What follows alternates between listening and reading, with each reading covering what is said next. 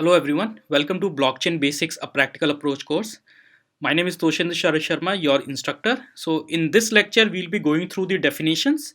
What are the keywords we are going to use during the course? So there are typical some jargons that we'll be using, and I want you guys to follow every time whenever I say this, so that it becomes very easy to understand and learn the course in during the course. So let's go to our next definition.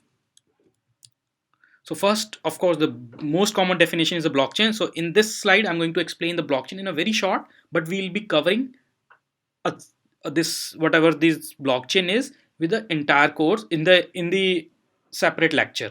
So don't worry about this being a very short. So let's build our own definition by understanding it first. So it's a decentralized database which stores information in the form of transactions. So what is database?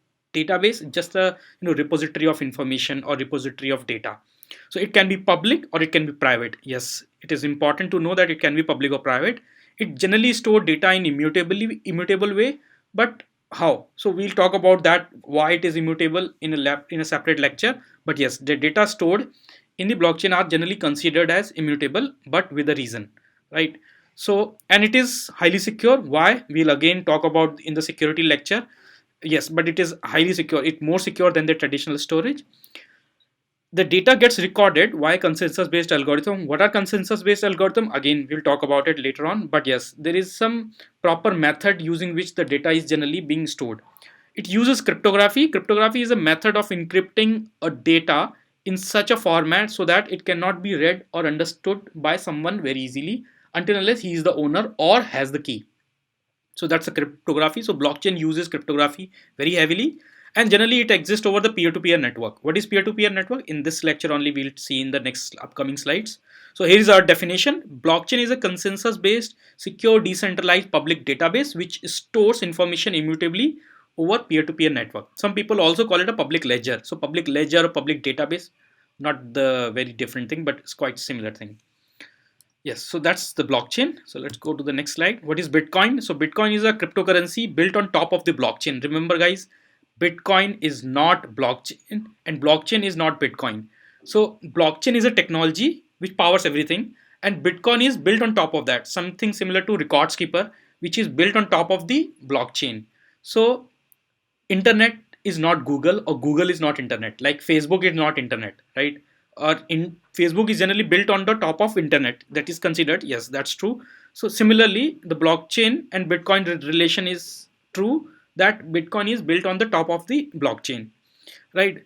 Bitcoin also removed the dependency on trusted third party to execute the transaction. That was the nature of the blockchain. So that's why it is generally considered as a currency which removes the trusted third party requirement. Transaction gets executed by peers based on the consensus based algorithm. Again, the property of the blockchain. Yes, it is recorded in the blocks by the miners. So what are miners? We'll talk in this lecture only. As of November 2016, there are 16 million bitcoins in circulation, right? So there are limited bitcoins available in the market, and one bitcoin is worth currently 730 US dollar. So it's a very expensive currency right now, and it's like a market share. The Google shares, which are around 400 $500 per shares, something similar to that. So cost generally varies because it depends on many things. So Bitcoin also allow you to execute the transaction without trusting the receiving party. So it means you can, without trusting the receiving party, you can execute the transaction and ensure that that person has received it. You can even claim it. You can prove it that person has received the amount. And yes, even the cross-border transaction can be executed in seconds, unlike days. So here's the definition. Our definition: Bitcoin is a decentralized virtual cryptocurrency built on top of the blockchain. Very simple. What is mining? So of course, earning the Bitcoin difficult. So there are many ways to earn a virtual currency, any virtual currency, not just Bitcoin. There are multiple virtual currency actually. So simplest way is to buy the virtual currency like Bitcoin using the fiat currency. Fiat currency is like government legal tenders, actual legal currency, through some exchange. There are many exchange in US and other part of the world where you can actually buy the Bitcoins. Another ways to get the Bitcoins are to earn it, or any virtual currency is to earn it through mining by investing your computational power into the blockchain or into the entire network.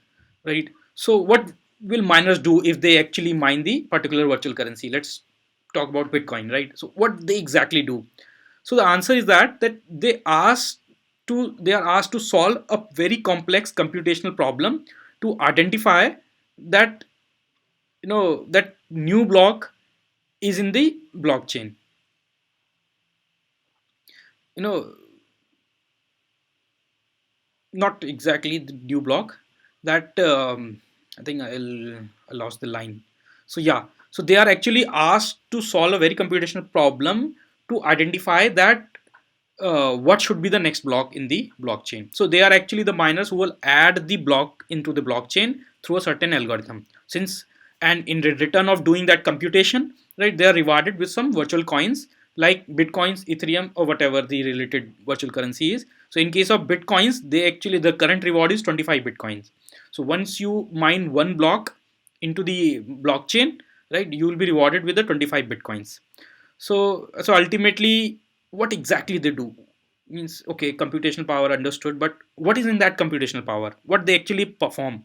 So the idea is, they identify a particular random number through which they can create the digest or the signature of the next block in such a way that that new digest is less than the most recent block's digest, which is very difficult to identify. They have to do better so many hit and trials and again, and the 100% of the CPU gets utilized in that process.